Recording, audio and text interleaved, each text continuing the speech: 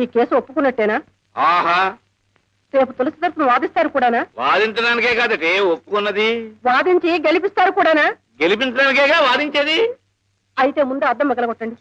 ఎందుకు? నాకు గాజు పెంకు కావాలి. ఏమిటే, నన్ను పొడి చంపుతావా? కాదు, నేనే పొడుచుకు తెస్తాను. భుజాల మీద శంకు చక్రాలు కూడా వేయించుకున్నారు. ఓ బజారు దాన్ని వెనకేసుకొచ్చి వాదిస్తారా? రంగరంగా రంగరంగా. నువ్వు రంగరంగాను గంగ గంగాను నేను వాదించడం ఖాయం. ఏమిటి ఏమిటంట ఏమిటి?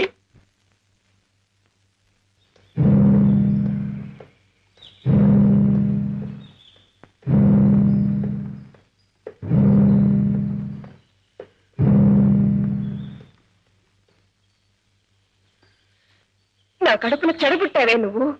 మంచిగా చెప్పిన మాటలు వెగటైపోయాయన్నమాట. కన్న తల్లినే రచ్చకేడుస్తావా? ఇంతకింత అనుభవించకపోవే. నువ్వేం బాధపడకక్క, నువ్వు తిరిగి వచ్చేలాగా దీన్ని లైన్లో పెడతాగా. తిక్కుమాల సంతానాన్ని కన్నాను, అందుకే అనుభవిస్తున్నాను.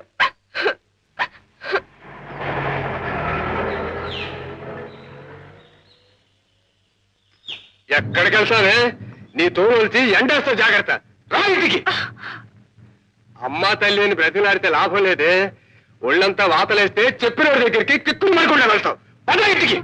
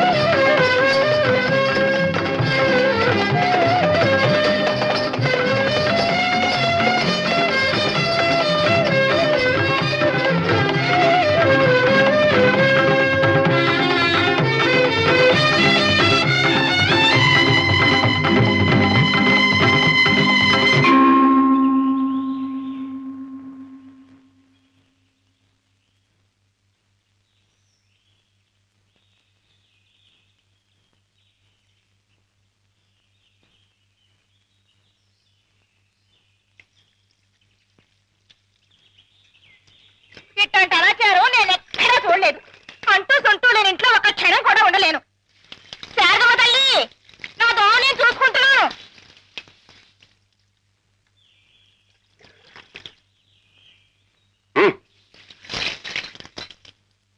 అడ్డమైన వాళ్ళని కొంపలో చేర్చుకుంటే పంచమహాపాతకాలు చుట్టుకుంటాయి. రౌరవాద నరకాలు పట్టిపోతారు. మడి దడి పట్టింపు ఉన్న కొంప కాబట్టే ఇన్నాళ్ళు ఉండగలిగాను. ఇప్పుడు కొత్త బుద్ధులు పుట్టుకొచ్చి కొత్త మనుషులను కొంపలో ఉంచుకుంటే నాకు పంచాగ్ని మధ్యంలో ఉన్నట్టు అనిపిస్తోందమ్మా. ఇక నేను ఉండలేను. ఏ గుళ్ళోనో కృష్ణారామ అనుకుంటూ కూర్చుంటాను. వింటున్నావా అమ్మా? ఇన్నాళ్ళు పలానా వాళ్ళ ఇల్లంటే అగ్నిహోత్రం అంత పవిత్రమైన అనుకునే వాళ్ళు నలుగురు. ఇప్పుడు ఆ నలుగురే దవళ్ళు నొక్కుంటున్నారు. ఇక నేను ఉండలేనమ్మా శారదమ్మ తల్లి. నాన్న వంటయ్యా, నువ్వు వెళ్ళి పూజ గది సిద్ధం చేయమ్మా.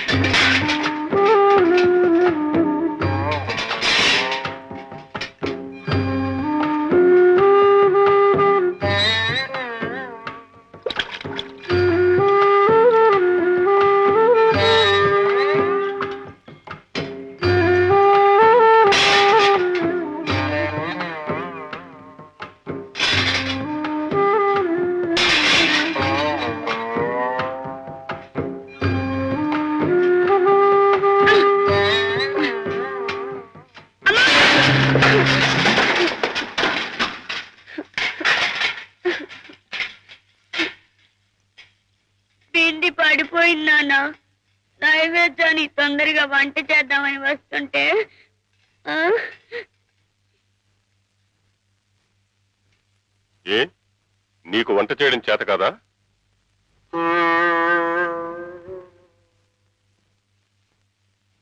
పసిపిల్ల, అది మరిగట్టుకుని వంట చేయలేక అవస్థపడుతూ ఉంటే చేతనైన వాళ్ళు వెళ్ళి సహాయం చేయొచ్చు కదా.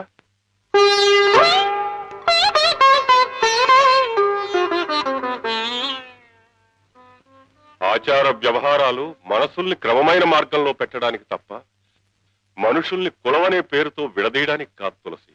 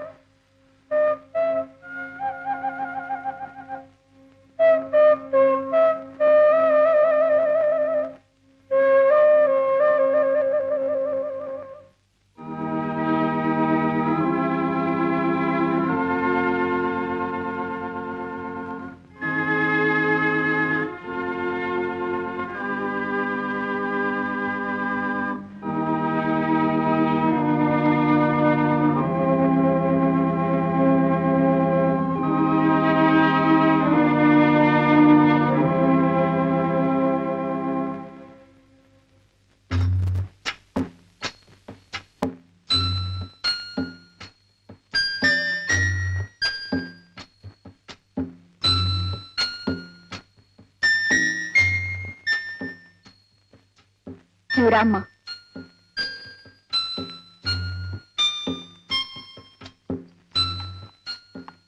ఏమ్మా బండి కావాలా?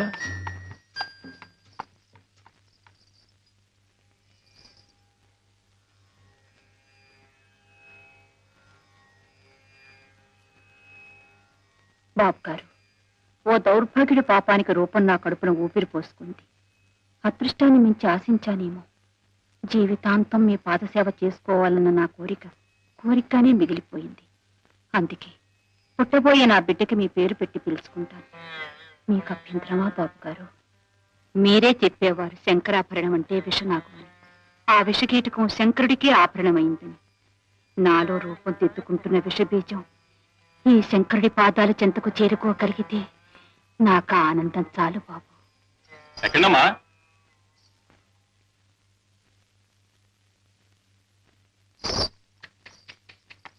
చల్ చల్ చల్.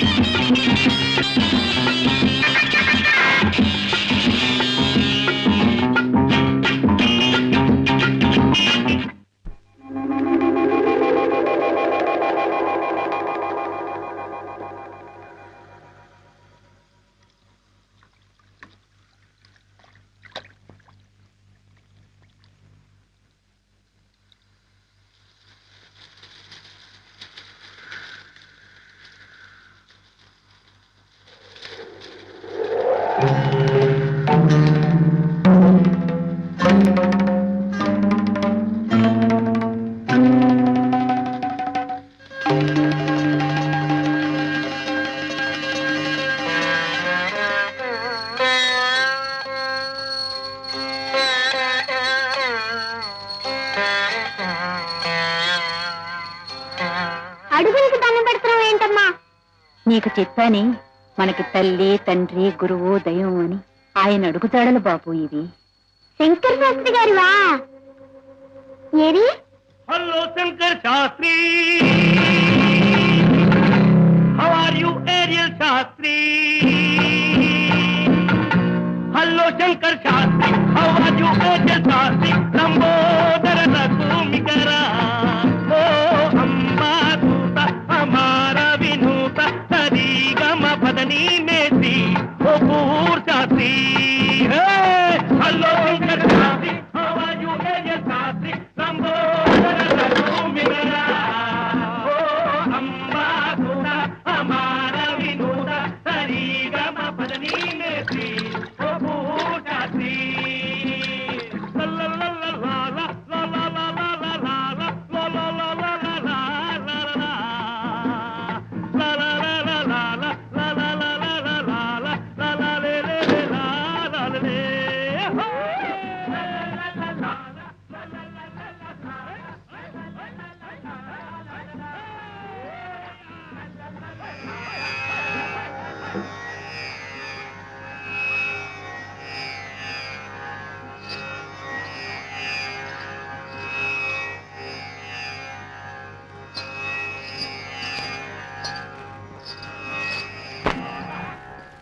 ఏం చెప్తావు నాన్న? బాబు గారు, మా అమ్మ నాన్న చచ్చిపోయారండి.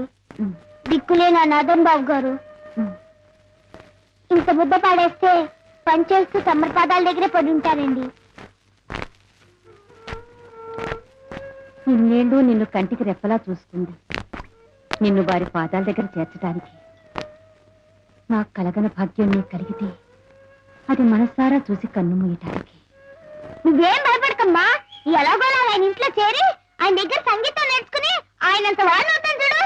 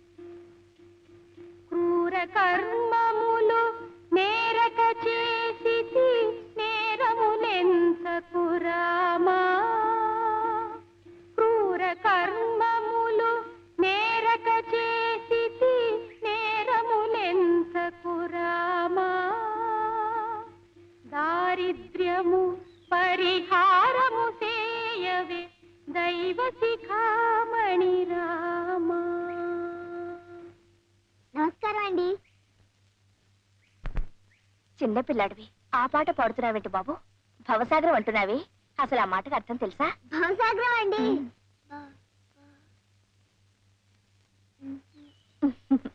భవసాగరం అంటే పెద్దవాళ్ళకి కష్టాలు, ఖర్చులు, పెళ్ళిళ్ళు, పేరంటాలు, రోగాలు, రుష్టులు వస్తాయి చూసావా?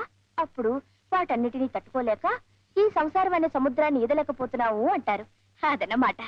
ఓ అదా అండి, భవసాగరం అంటే కష్టాలన్నమాట. చూసారా, తెలియక పాడినా సరిగ్గా నా విషయాలే పాడుతున్నాను. నాకు బోల్డ్ భవసాగరాలు ఉన్నాయండి. నాకు అమ్మ నాన్న ఎవ్వరూ లేరు, అనాథ వెదవని. అది భవసాగరమే కదండి. నా అంత చిన్న తమ్ముడు మీకుంటే మంచి బట్టలేసి ఎంతెక్క బడికి పంపేవారు. నన్ను అలా పంపేవాళ్ళు లేరు, మంచి బట్టలు లేవు. అది భవసాగరమే కదండి. మరేమో ఒక్కొక్క రోజండి ఎన్ని వీధులు తిరిగినా గుప్పుడు మెతకలు దొరకవండి. అప్పుడేమో ఆకలేసి కడుపు నిండా మంచిలు తాగేస్తాను. అంతే, గుక్కు గుక్కుకి అదే పప్పు, అదే అన్నం, అదే చారు అని తాగేసి తేల్చేస్తానండి. అది ఓ భవసాగరే కదా.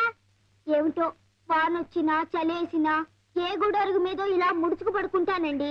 ఇలా భవసాగరాలు బోల్డ్ ఉన్నాయండి నాకు. అందుకని ఏ గుళ్ళో అన్నా కూర్చుని ఈ పాట పాడుకుంటూ ఉంటాను. మరి వేళ ఇక్కడికి వచ్చావే? నిన్ననే నాకు తెలిసిందండి ఇది శంకర శాస్త్రి గారి ఇల్లని.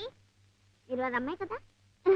నేను ఈ ఊరికి కొత్తలేండి. మీరు అది అమ్మాయి గనక మీకు తెలియదేమో గానండి, నాలాంటి పిచ్చి పాటలు పాడే వాళ్ళ దగ్గర నుంచి కచేరీలు చేసే వాళ్ళ దాకా మా అందరికి శంకర శాస్త్రి గారేనండి దేవుడు. మాకు వేరే దేవుడు లేడు. అందుకనే వారి ఇంటి ముందు కూర్చుని ఇలా పాడుతూ ఉంటే ఆ దేవుడికి మనసు కరిగి నాకేదైనా పని చూపించి ఇంత ముద్ద పెట్టకపోతారా అనే నమ్మకంతోనే ఇలా పాడుతూ ఉన్నానండి. పిచ్చి తండ్రి, ఆకలేస్తోందా అమ్మా? అవునండి, నిన్నంతా నేనేం తినలేదు. అలాగా, రా బాబు. అమ్మయ్యా, పూజారి వరం దొరికింది. ఇంకా దేవుడు వరం ఇస్తే చాలా. అవునండి, మిమ్మల్ని అక్క అని పిలవచ్చా? పిలు బాబు. దానికే? అయితే ఇంకే, నీకేం భయం లేదక్కా. నీ తమ్ముడిని వచ్చేసాగా. ఇదిగో, నీ వేలుడంత వెదవలా కనిపిస్తా గాని నాకు అన్ని పనులు చేతనానక్క. వేలు కోసుకోకుండా కూరగాయలు తరుగుతాను, చింతకుండా బట్టలు ఉతుకుతాను, మరి చీపురు పాడవకుండా ఇల్లు ఉడుస్తాను. అబ్బబ్బో, ఎన్ని పనులు అనుకున్నావు. పద చూద్ది గాని. అవును, నువ్వు మడి కట్టుకుంటావా లేకపోతే తుండుగుడ్డ పెట్టేసి నేనే అత్తేసిరేసానా? నువ్వేం చెయ్యొద్దు గాని నువ్వు ఇలా కూర్చో. వంట కాగానే నేనే పిలుస్తాను. ఆ